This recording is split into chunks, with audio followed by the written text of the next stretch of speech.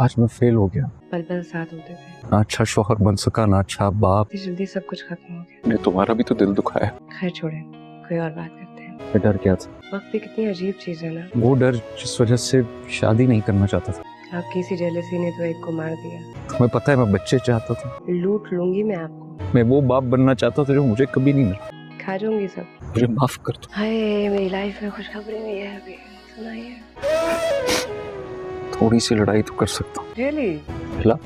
Drama serial पामाल के आने वाले एपिसोड में आप लोग देखेंगे रजा की जिंदगी में इतना सब कुछ हो गया और उसके बारे में इसके भाई को जरा भी इल्म नहीं, और ना ही रजा के भाई ने रजा से पूछा है कि रजा किस हाल में है, क्या रजा का केस खत्म हुआ या नहीं।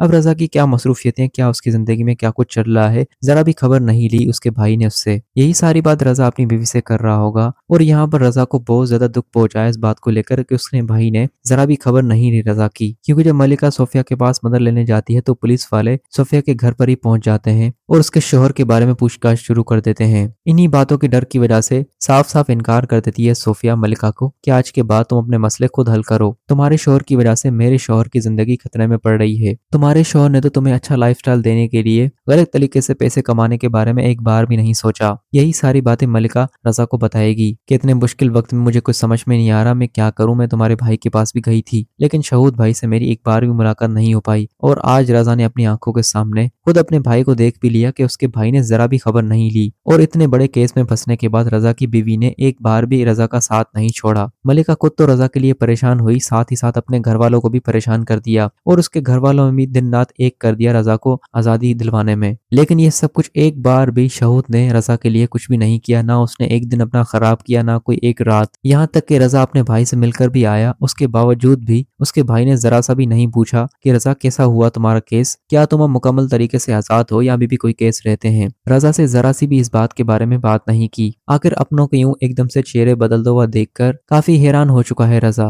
और आज आखिरकार रजा को पता चल ही गया कि जिस लड़की को उसने पसंद किया था उस लड़की ने आज वो सब कुछ साबित करके दिखाया रजा की मोहब्बत के लिए, जबकि रजा ने उसके साथ बहुत बदतर से बदतर सलूक किया। लेकिन फिर भी शहूद ने एक बार भी खबर नहीं ली रजा की और दिन रात एक कर दिया मलिका ने रजा के लिए। आज रजा को काफी एहसास हो रहा है कि उसने मलिका के साथ बुरा सलूक करके बहुत कुछ गलत किया। रजा इसी बात को लेकर अफसोस में है कि उसने मलिका के साथ जो कुछ किया वो सब कुछ उसने नहीं करना चाहिए था, क्योंकि जब रजा की जिंदगी खतरे में पड़ी तो मलिका ने एक बार भी इस बारे में नहीं सोचा कि रजा ने उसके साथ कैसा सलूक रखा। मलिका ने सिर्फ यही सोचा कि रजा किसी भी तरह से आजाद हो जाए और जल्द से जल्द मेरे पास लौट आए। दिन रात एक लगाने के बाद मलिका ने रजा के दिल में मोहब्बत तो पैदा कर ही दी, साथ ही साथ उसके दिल में अपनी इज्जत भी बढ़ा ली। लेकिन शहूद के रवैये को देखकर रजा को काफी तकलीफ पहुंची है कि मेरे सगे भाई ने एक बार भी मेरी खबर नहीं ली, एक बार भी भाई ने तुम्हारे और हादिया के बारे में नहीं पूछा। रजा को अपने भाई पर काफी अफसोस होगा, लेकिन मलिका उससे कहेगी अगर शहरूब भाई ने तुम्हारी खैरियत नहीं मालूम की तो मैं तो तुम्हारे साथ हूं ना, हम दोनों एक दूसरे के लिए काफी हैं। और इस बात को लेकर मलिका की माँ भी रजा को समझाने लगती है कि अपने भाई के लिए अपने जहन में कोई भी बदगुमानी मत पालो।